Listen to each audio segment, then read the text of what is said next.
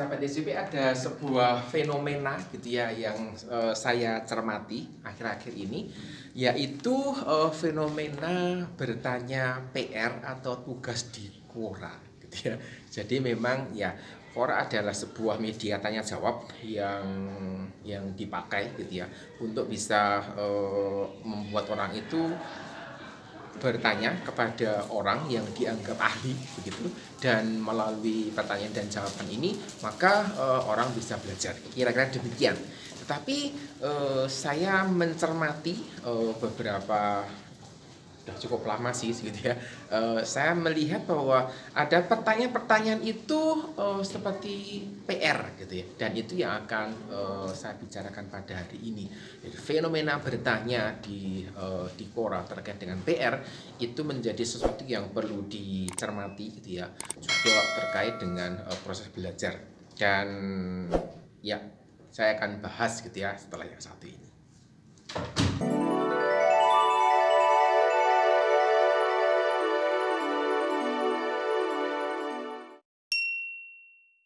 Jadi Quora ini dibuat gitu ya, dibuat oleh dua orang gitu ya, yang dulunya bekerja di Facebook. Anda bisa menemukan juga informasinya, Adam dan Charlie. Mereka berpikir bagaimana bisa membuat sebuah platform yang interaktif untuk tanya jawab gitu ya. Dan mereka memulainya di tahun 2009, dan akhirnya gitu ya, tahun 2010 yang namanya Quora ini akhirnya muncul gitu ya, kepada di publik dan dapat digunakan. Dan saat ini layanan Quora sudah tersedia di dalam banyak bahasa, termasuk bahasa Indonesia. Dan ya, pertanyaannya juga dalam bahasa Indonesia, dijawab dalam bahasa Indonesia. Kadang-kadang juga ada orang yang menerjemahkan jawaban di dalam bahasa Inggris ke dalam bahasa tertentu gitu ya. Jadi jika Anda tergabung di Quora, Anda akan bisa menemukan misalnya ini loh jawaban yang perlu diterjemahkan, dan itu juga menjadi bagian yang menarik karena kita juga bisa belajar hal yang mungkin baru dari seperti itu. Bagaimana sejarah nama Quora gitu ya. Jadi saya menemukan Charlie sebagai salah satu pendiri Quora menyampaikan kisah gitu ya di balik layar tentang grup yang namanya Quora ini. Dan beberapa orang gitu ya menghubungkan nama Quora gitu ya dengan istilahnya, kalau dalam rapat itu ada istilahnya quorum gitu. Nah, quorum ini adalah sekumpulan orang gitu ya, sekumpulan orang yang bisa mengambil keputusan dan sebagainya.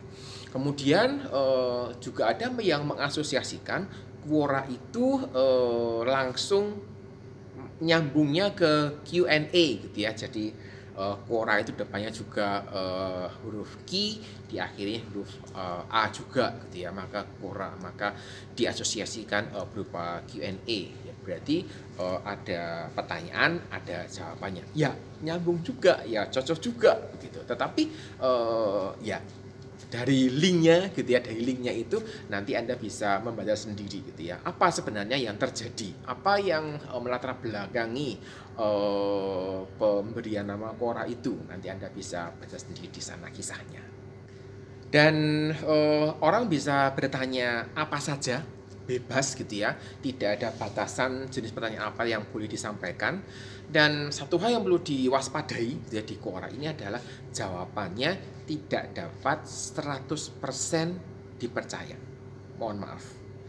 Bukan dalam arti saya menganggap remeh, memandang remeh, mengecilkan para penjawab setia Quora, tetapi ada gitu ya. Kita tidak bisa 100% mempercayai semua jawaban yang diberikan di dalam forum ini, karena ya mungkin ada sebenarnya pribadinya gitu ya, ada sentimen pribadi misalnya, atau pengalaman yang berbeda dan seterusnya. Tetapi gitu ya, mungkin kita bisa mempercayainya mungkin 90-95% gitu ya. Kenapa? Karena ada kolom komentarnya. Sehingga ketika dibaca oleh orang lain, ini tidak cocok ini. terus dia di komentarnya. Nah, ini memberikan umpan balik gitu ya, memberikan umpan balik dan juga menolong pembaca untuk memahami. Jadi biasanya juga membaca komentarnya gitu ya, jangan langsung dibaca isinya saja, ditinggalkan komentarnya. Mungkin ada baiknya dibaca komentarnya, karena komentar-komentar ini menolong gitu ya untuk makin memahami gitu ya, atau juga mungkin bisa menolong untuk menemukan misalnya penjawab ini agak meleset sedikit gitu ya dari arahnya. Kemudian forum yang namanya Quora ini juga bisa menghubungkan langsung dengan orang yang dianggap ahli tadi. Karena cukup banyak orang-orang yang dianggap ahli bidang tertentu tergabung di sini gitu ya, dan mereka bersedia gitu ya menjawab pertanyaan-pertanyaan yang disampaikan. Ya, tentu saja pertanyaan-pertanyaan yang memang sesuai ya dengan kemampuan, dengan keahlian yang mereka miliki. Dari berbagai macam model gitu ya pertanyaan yang disampaikan di Quora, satu hal yang paling saya cermati berhubungan dengan urusan PR dan tugas. Pertanyaannya begini, loh kan di Quora memang di Quora tidak ada batasan jenis pertanyaan apa yang boleh disampaikan.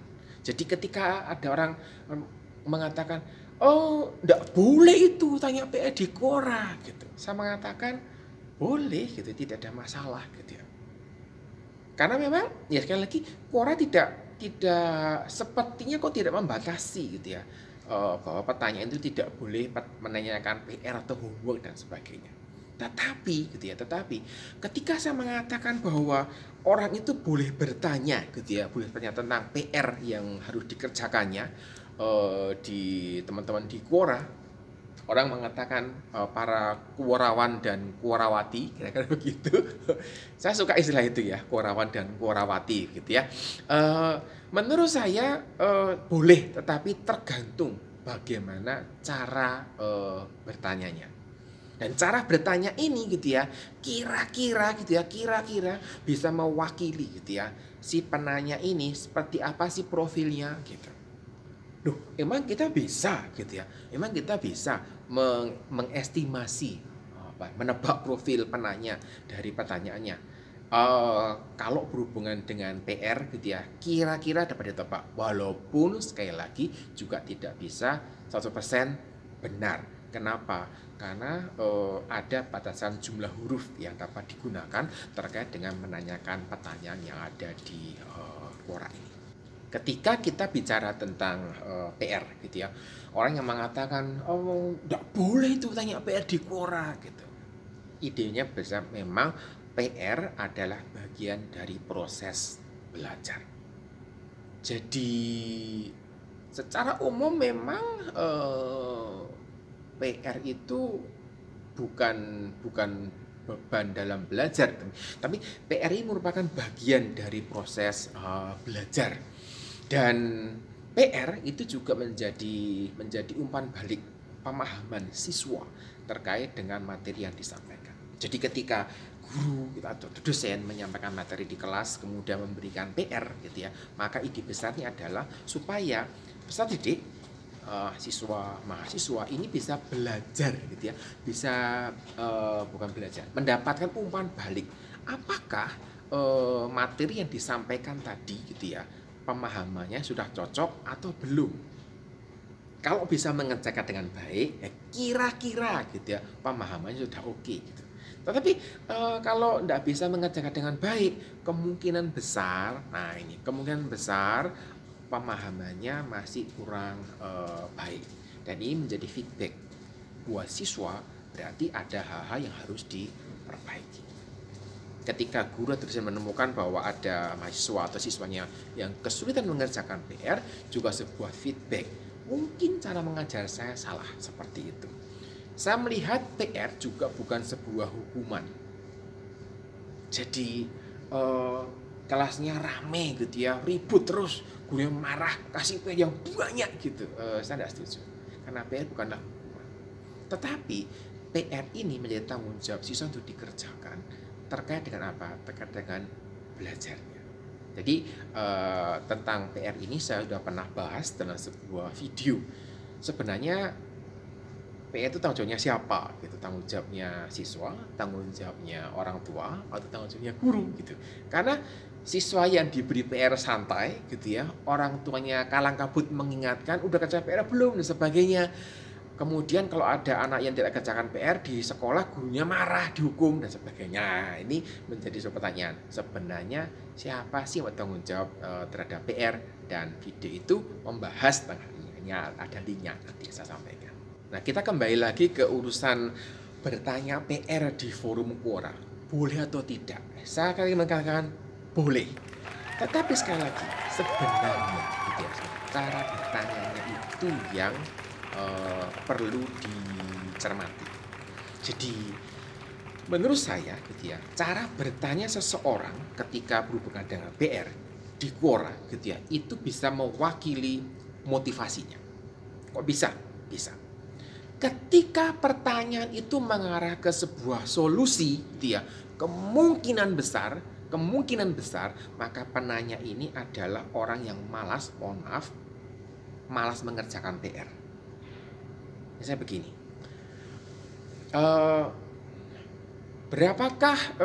berapakah nilai X gitu ya untuk persamaan kuadrat yang seperti ini gitu. Jika pertanyaannya demikian gitu ya, maka kecenderungannya adalah tidak mau berpikir, tidak mau berproses mengerjakan PR-nya. Dalam bahasa vulgar gitu ya, mohon maaf saya mengatakan ini malas gitu ya, sehingga ya udah tanya aja ke orang. Kenapa? Karena mungkin gitu ya, tanya sama saudaranya enggak mau bantu gitu ya, tanya sama orang tuanya mungkin udah dijelaskan gitu ya, tapi tidak mau mengerjakan gitu ya, malas, sehingga ya udah tanya aja, lempar aja ke forum Quora yang anggotanya ribuan atau jutaan nih, mungkin ada satu di antara mereka yang mau menjawab. Itu yang saya duga paling besar.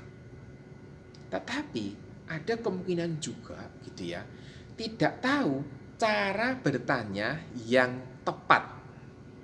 Paham ya? Jadi saya mengatakan tidak bisa 100% gitu ya memastikan bahwa penanya ini malas, tidak bisa. Tetapi ada kemungkinan penanya ini tidak tahu bagaimana cara yang tepat untuk bertanya.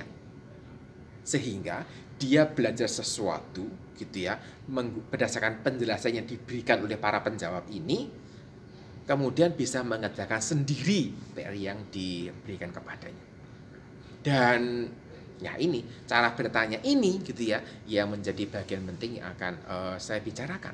Jadi ketika pertanyaan ini ke arah cara berpikirnya, ke arah logikanya, maka ini menjadi sebuah indikasi bahwa penanya ini bukan ingin jawaban langsung, bukan karena malas, tetapi karena memang mengalami kebuntuan. Dan kebuntuan ini yang ingin diselesaikan dengan cara apa? Bertanya di forum Quora untuk mendapatkan jalan gitu ya, jalan logika berpikir yang dapat dipakai untuk mengerjakan PR yang diberikan.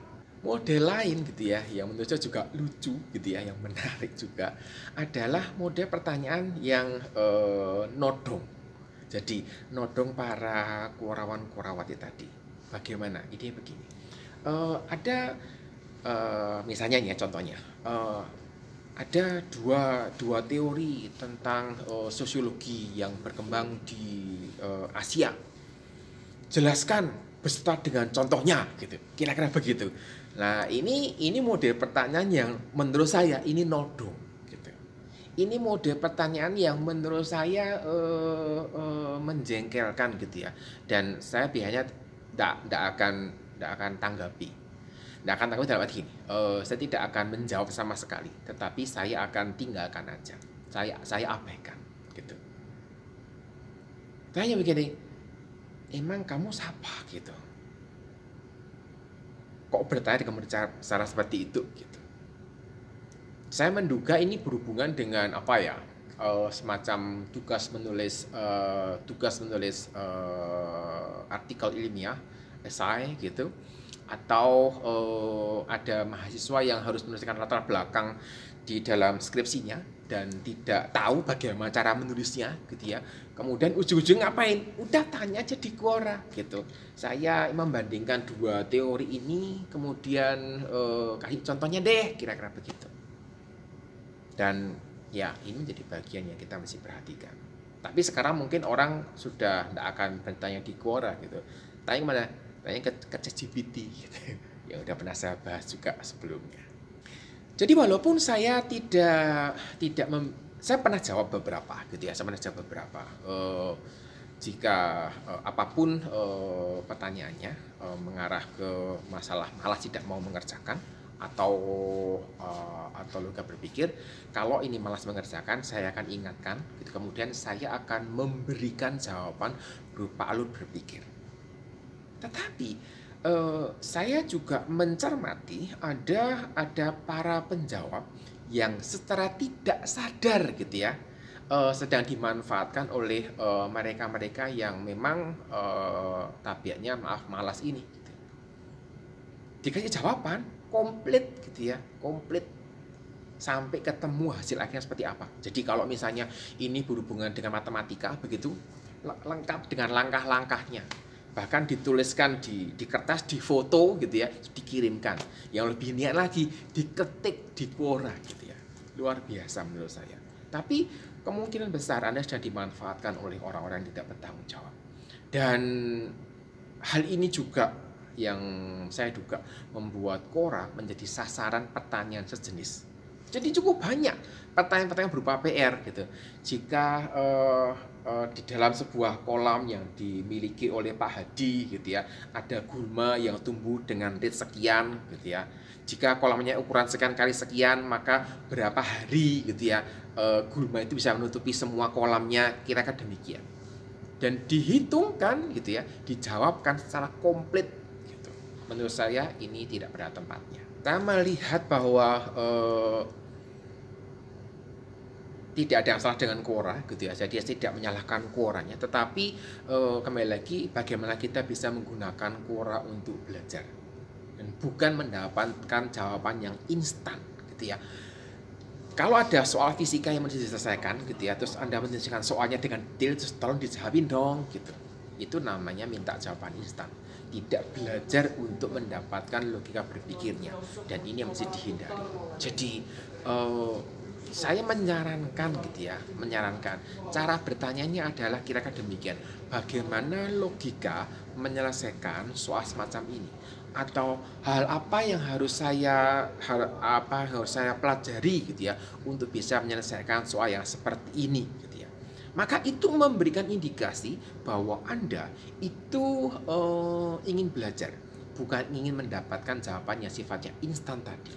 Contoh lain adalah literatur apa yang dapat saya baca terkait dengan perbandingan dua teori ekonomi misalnya.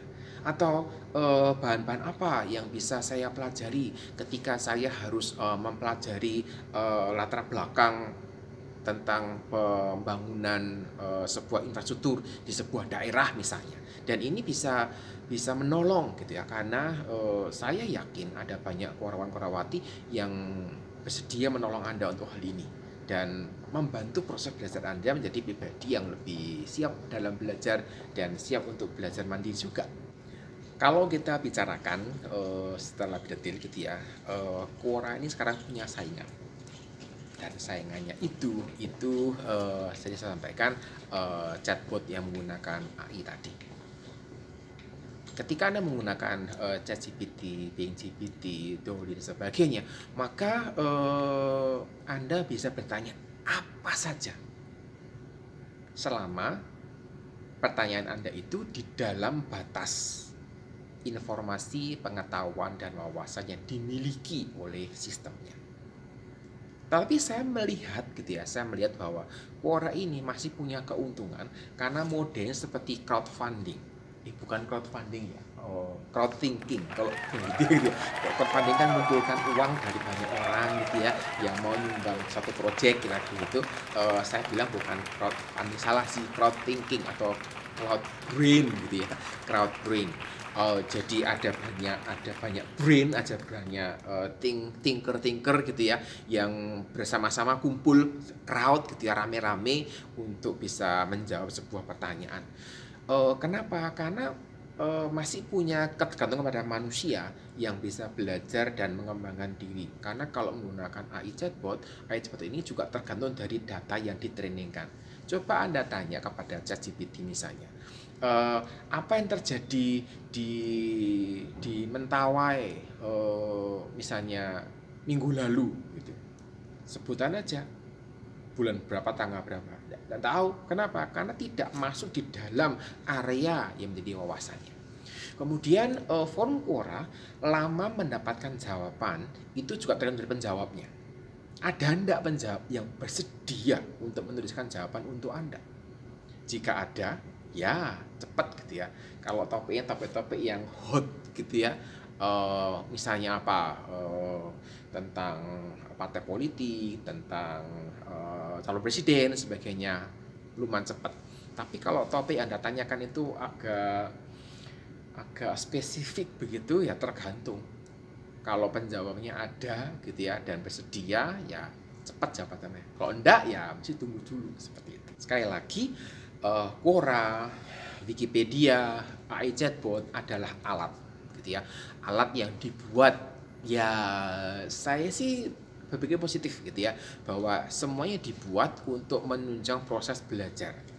Selama orang bisa menggunakannya dengan baik. Selama orang bisa memanfaatkannya dengan bijak gitu.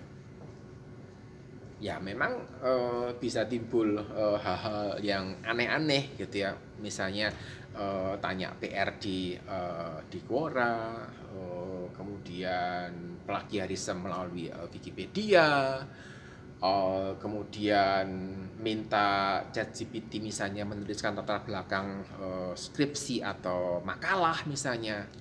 Ya, semuanya berpulang kepada penggunanya.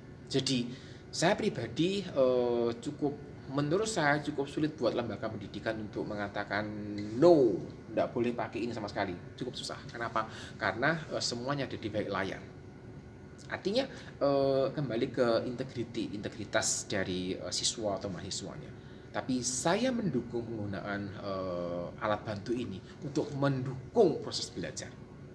Ketika bertanya di Quora, bertanyalah dengan cara yang bijak sehingga Anda bisa belajar sesuatu yang berharga. Ketika membuka Wikipedia mungkin jadi satu informasi yang cepat untuk diperoleh, tetapi ini juga crowd thinking juga gitu. Dan setiap orang yang merasa ahli boleh menulis, tidak dapat baca 100% juga gitu. AI chatbot juga tergantung dari bahan-bahan yang dia miliki ketika dia belajar. Jadi sekali lagi, semua berpulang kepada penggunanya dan bagaimana kita bisa menggunakan dengan bijak. Itu menjadi satu yang kita mesti perhatikan. Saya kira itu yang bisa pada hari ini gitu ya. Kita jumpa lagi di kesempatan. Sampai jumpa.